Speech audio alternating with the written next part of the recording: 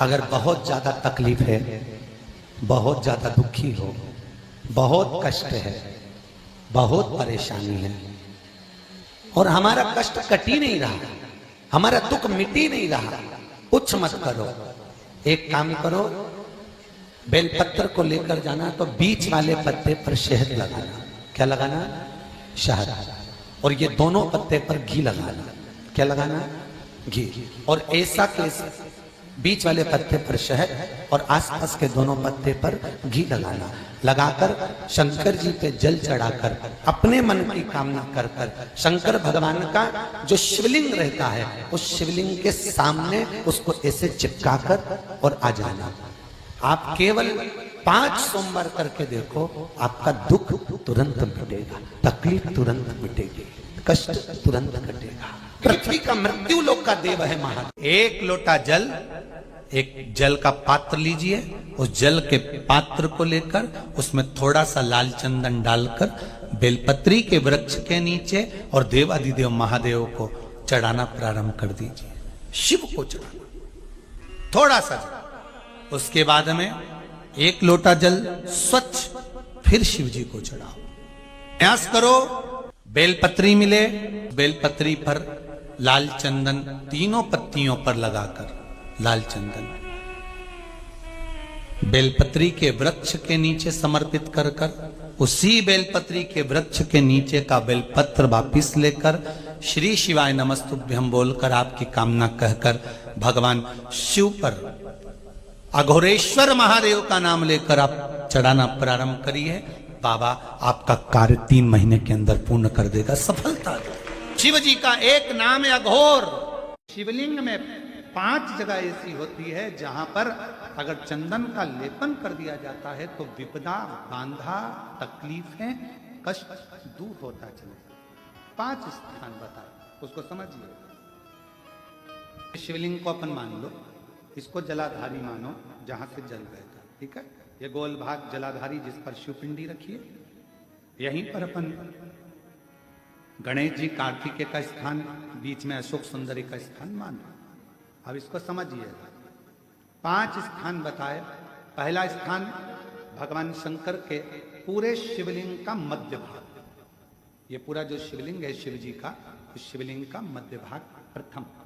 द्वितीय है जहां पर गंगा का अविरल धारा निरंतर बह रही है। द्वितीय स्थान गंगा की धारा का मूल बिंदु शिखा। पहला, दूसरा, तृतीय स्थान उसी के सामने जो जलाधारी का पटका दिख रहा हो, दिखता है? जलाधारी का सामने का हिस्सा, भीतर का हिस्सा नहीं, जिस पे रखा है वो हिस्सा नहीं, सामने जो दिख रहा है। 1, 2 और तृतीय स्थान मां अंबा जगदम्बा के कंठ भाग पर चंदन का लेप। महाराज 3 स्थान ये बताए। चौथा स्थान जहां से जल नीचे गिर रहा है, जल गिरने का जो स्थान छोटा सा एक भाग रहता है, जितनी जगह रहती है उसके मध्य भाग, चतुर्थ स्थान। और 5वें नंबर का जो भाग बताया गया वो अशोक सुंदरी का स्थान। ये 5 स्थान ऐसे हैं जहां चंदन का थोड़ी सी बिंदी भी अगर हम लगा देते हैं तो कैसी भी विषम परिस्थिति हो वो टल जाती है और बाबा की कृपा होना। कितना सुंदर कहा है महाराज। मान लो कोई काम है आपका और आपका वो काम नहीं हो रहा, आपने पूरा प्रयास कर लिया, बहुत मेहनत कर ली और वो काम यदि आपका नहीं हो रहा तो एक नियम बनाओ। 5 सोमवार, 5 बेलपत्र, 5 चावल का दाना, 5 कनेर का पुष्प पीला,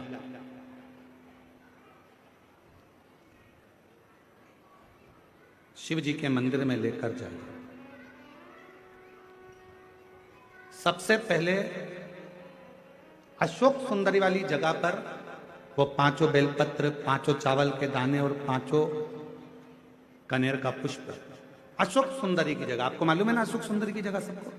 तो जैसे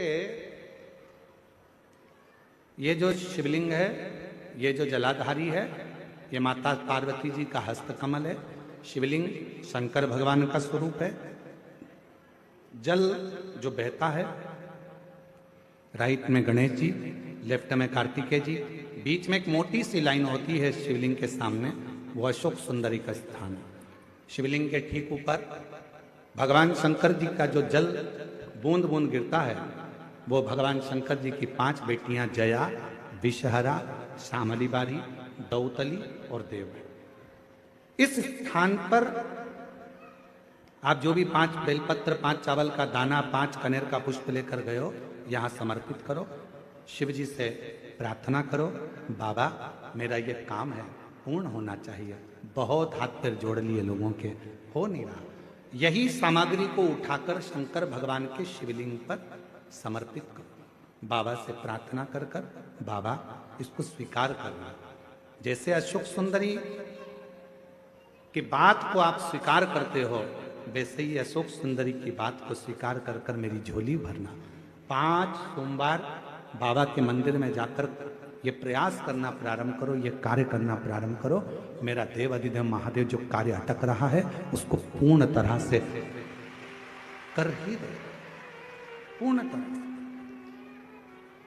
5 सोमवार का नियम बनाओ, 5 बेलपत्र, 5 चावल के दाने और 5 बोलो बोलो कनेर के पुष्प, पीला। जिसके घर में संपदा की कमी होती है, जिसके घर में कर्जा बढ़ जाता है, लक्ष्मी नहीं आती, बहुत टेंशन की जिंदगी जीता है मनुष्य, व्यापार चल नहीं रहा, बहुत तकलीफ का जीवन चल रहा होता है, तो आज भी नियम है महाराज कि सोमवार, शुक्रवार, ये 2 बार ऐसे हैं, इन 2 बार को यदि कटोरी में थोड़ा सा शहद रखकर, मधु रखकर यदि लक्ष्मी जी का स्मरण किया जाए और माता लक्ष्मी जी का स्मरण कर कर एक लाल पुष्प उस कटोरी के सम्मुख में माता लक्ष्मी का नाम लेकर रखा जाए, 5 या 7 सोमवार या शुक्रवार को यदि आप मधु का भोग लक्ष्मी जी को लगाना प्रारंभ कर दें, शिव का नाम स्मरण कर कर, तो उसके घर में कभी संपदा की कमी नहीं होती। लक्ष्मी उस संपदा को बढ़ाती। ज्येष्ठा महीने में भी मौका लगे अपने जीवन में और तुम्हें लगे कि मेरे जीवन में दुख समाप्त ही नहीं हो रहा, मेरे दुख जा ही नहीं रहा, तो 5 बेलपत्र, एक बेलपत्र जिसकी डंडी का भाग जल जहां से बहकर बाहर निकल रहा है, अशोक सुंदरी का स्थान देखा है ना सब लोगों ने, बस उसी स्थान पर पहली बेलपत्र। दूसरी बेलपत्र पार्वती जी के स्थान पर, अर्थात जो जलाधारी है वहां पर। तीसरी बेलपत्र शंकर भगवान के शिवलिंग के सम्मुख में जहां आप बैठे हो वहां बैठकर डंडी का भाग विपरीत दिशा में रखकर, तीसरा बेलपत्र। चौथा बेलपत्र भगवान शंकर का जल जहां से नीचे गिर रहा है उस ओर सीधी बेलपत्र नीचे की ओर।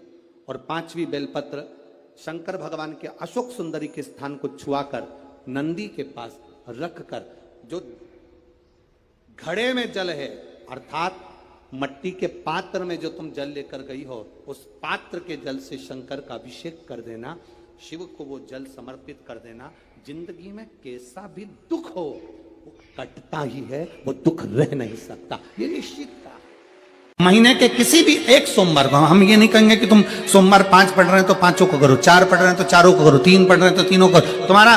तुम तो महीने का एक सोमवार का नियम बना। और मेरी जीजियों से, मेरी बेटियों से जो विदेश में रह रही हैं, जो कहीं बाहर रह रही हैं, कहीं बड़े शहर में रह रही हैं, जो रोज मंदिर नहीं जा सकते, हर किसी महीने के एक सोमवार को भी ये नियम निर्धारण कर सकते, तो उनसे कहेंगे कि 3 महीने में एक सोमवार का नियम बना लो। 3 महीने में नहीं बना सकते तो 6 महीने में एक सोमवार का नियम बना लो। और 6 महीने में नहीं बना सकते तो 1 साल में एक सोमवार का ऐसा नियम बना लो कि मैं साल का एक सोमवार ऐसा रहूंगी कि सुबह सोमवार के दिन मंदिर में जाकर जल चढ़ाऊंगी, दोपहर में जाकर बाबा को एक अक्षत का दाना रखकर, अक्षत का मतलब है कि बाबा मेरी दिनों दिन उन्नति करना। बेलपत्री के वृक्ष के नीचे जो अक्षत रखा जाता है वो उन्नति के लिए रखा जाता है। शंकर के शिवलिंग पर जो अक्षत रखा जाता है वो रोग मुक्ति के लिए रखा जाता है। अशोक सुंदरी पर जो अक्षत रखा जाता है वो संतान प्राप्ति के लिए रखा जाता है। षडानंद कार्तिकेय की ओर जो अक्षत रखा जाता है वो हमारे बच्चों की सुख समृद्धि के लिए रखा जाता है। विनायक की ओर,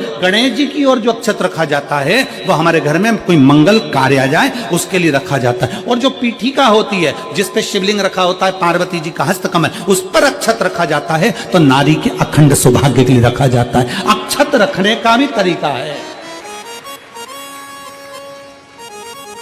एक चावल का दाना कहाँ रखा जाता है, क्यों रखा जाता है, कैसे रखा। अब कई लोग कहते हैं गुरुजी ये शिव महापुराण में आप ये नियम बताते हो, तरीका बताते हो। हम तो उनसे कहेंगे डॉक्टर के पास जाओगे तो डॉक्टर भी गोली लिखकर ये नहीं कह देगा कि ये सारी गोली एक साथ खा जा। डॉक्टर भी कहेगा ये गोली सुबह खाना है, ये गोली शाम को खाना है, ये गोली दोपहर में खाना, ये गोली भूखे रहकर खाना। बोलो सही है कि गलत है। ये रात्रि को खाना खाने के बाद खा लेना, ये खाना खाने के पहले, ये नाश्ते के पहले। और सुनो ये दवाई, ये वाली पीछे वाली जो दवाई लो ना, इसको दूध से लेना। ये वाली जो दवाई लो ना, इसको पानी से लेना। और सुनो ये डब्बी है, इसको पानी में मिलाकर फिर पीना। दवाई लेने का भी तरीका है, उसी तरह शिव महापुराण में एक एक अक्षत का भी तरीका है और एक एक बेलपत्री का भी तरीका है।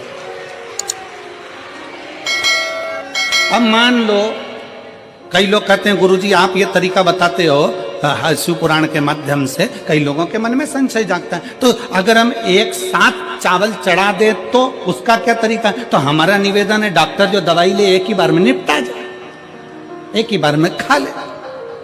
दवाई एक बार में पूरी खा गए असर नहीं करेगी, इसमें डॉक्टर का कोई दोष नहीं है। उसने तो बताया था ऐसे लेना ऐसे लेना। और तुमने मैं डॉक्टर साहब ने पूछा दवाई पूरी ली, शाम की दवाई भूल गई थी, सवेरे की दवाई भूल गई थी, ये दवाई भूल गई थी। डॉक्टर कहेगा हमने तो नियम बताया था, तुमने नहीं खाई तो असर कहां से करेगी? तुम असर कब करती है? जब हम पूजन के तरीके को जान जाए, जब हम अर्चना के तरीके को जाए। आप साल भर का एक सोमवार निकाल लो, 6 महीने का एक सोमवार निकाल लो, 3 महीने का एक सोमवार निकाल लो, महीने का एक सोमवार निकाल लो, अपने से दिल में बन जाए तो एक सोमवार ऐसा निकालो जिसके 3 नियम धारण हो। पहला, उसी सोमवार जिसको कर रहे हो उस दिन सुबह जल चढ़ाना। दूसरे, दोपहर के समय पर जाकर बेलपत्री के वृक्ष के नीचे एक चावल का दाना रखना। और परिक्रमा बेलपत्र की जितनी तुमसे बन जाए, जितनी तुम्हारे शरीर की कैपेसिटी हो, जितना तुम्हारा शरीर चलते बन जाए। एक पशुपति व्रत होता है और वो व्रत ऐसा है कि उस व्रत को 5 सोमवार करना चाहिए, कोई से भी 5 सोमवार, जिसमें तुम्हारी मर्जी पड़े। ऐसा कौन सा काम है जो पशुपति व्रत से नहीं हो सकता? जब पशुपति अस्त्र मात्र भगवान राम के तरकश में रखे होने पर लंकाधिपति रावण के प्राण निकल सकते हैं, तो जीवन का वो कौन सा सुख है जो पशुपति व्रत से प्राप्त नहीं हो सकता? बस उसका नियम है, 5 सोमवार करो, पहले सोमवार को करो चाहे दूसरे सोमवार को करो। जिस सोमवार को पशुपति व्रत करो, सुबह शंकर जी के मंदिर में जाकर पूजन करो, अर्चना करो, अभिषेक करो, वो थाली को लेकर वापस घर में रख दो। सुबह फलाहार करो, शाम को वापस उसी थाली को लेकर जाओ, उसमें 6 दिए लगाकर लेकर जाओ। दिए को जलाना नहीं है, केवल घी के दिए लेकर जाना है, थोड़ा सा मीठा। शिव महापुराण में, स्कंद पुराण में जो पशुपति व्रत बताया है उसका विधान, थोड़ा सा मीठा लेकर जाओ। शिव जी की फिर पूजन करो। पूजन करने के बाद में शाम के समय प्रदोष काल में पूजन करो। पूजन करने के बाद बाबा भोलेनाथ की आराधना कर 5 दिए शंकर जी के सम्मुख में लगा दो। जो मीठा लेकर गए हो उसके 3 हिस्से कर दो, 2 हिस्से मंदिर में चढ़ा दो, 1 हिस्सा और 1 दिया थाली में रखकर पूजन करने के बाद वापिस लेकर आ जाओ। घर के दरवाजे की देहली पर राइट हैंड में सीधे हाथ पर जो दिया लेकर आए हो उस दिए को जला दो और अंदर जाकर जो प्रसाद लेकर आए हो 1 हिस्सा उसको पाकर फिर भोजन प्रसाद ग्रहण कर। ऐसे पशुपति नाथ के 5 व्रत होते हैं। ऐसा कौन सा कार्य है जो भोलेनाथ पूरा ना करता?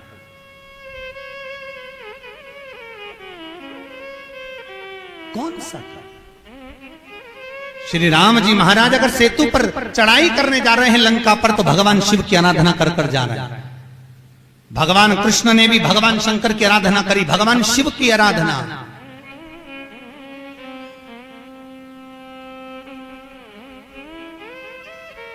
शिव अर्चना। मेरे वेंकटेश भगवान तिरुमाला के शिखर पर अगर तिरुपति बालाजी विराजमान हैं तो पहले उन्होंने भगवान शिव जी से पूछा कि हम यहाँ बैठकर तप करना चाहते हैं, आ जाएं? भगवान शंकर ने कहा आओ और तिरुमाला के शिखर पर बैठकर तप करो, साधना करो, आपकी मर्जी पड़े वैसे निवास करो। मेरे हरि, मेरे तिरुपति नाथ, मेरे बालाजी, मेरे वेंकटेश भगवान कहते हैं, मेरे नारायण कहते हैं, भोलेनाथ हम यहाँ तप करेंगे और दुनिया के लोग आएंगे तो क्या होगा? शंकर भगवान ने कहा चिंता मत करो, आप तिरुमाला के शिखर पर बैठकर तप करना, मैं कपिलेश्वर महादेव के रूप में बैठकर तुम्हारी रक्षा करूंगा।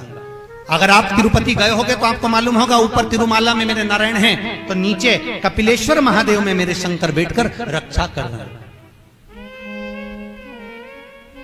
नाथ द्वारा चले जाओ। जब श्री जी बाबा के ऊपर आक्रमण किया गया,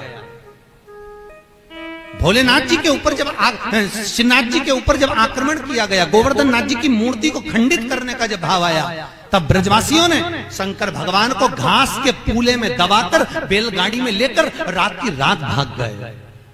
और श्रीनाथ जी को लेकर जब भागे, सब दूर घूम लिए, श्री जी बाबा को कहां रखें, श्रीनाथ जी को कहां रखें।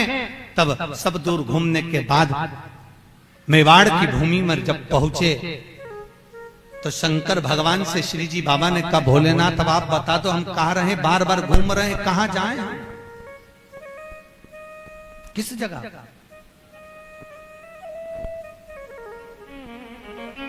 हम कहां जाएं, हम किस जगह पर जाएं? आप बताओ। भगवान शिव कहते हैं ठाकुर, हे श्री जी बाबा आप एक काम करो, आप मेवाड़ की इसी भूमि पर रहिए,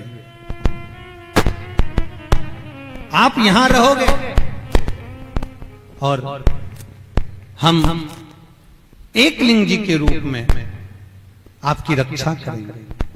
कभी आप नाथ द्वारा जाकर देखना, श्रीनाथ जी में श्री जी बाबा विराजमान है और उनके पास में एक लिंग जी के रूप में भगवान शंकर विराजमान है।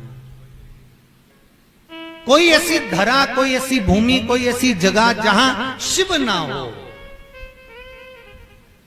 हर जगह सर्वस्व विराजमान भोलेनाथ, सर्वस्व।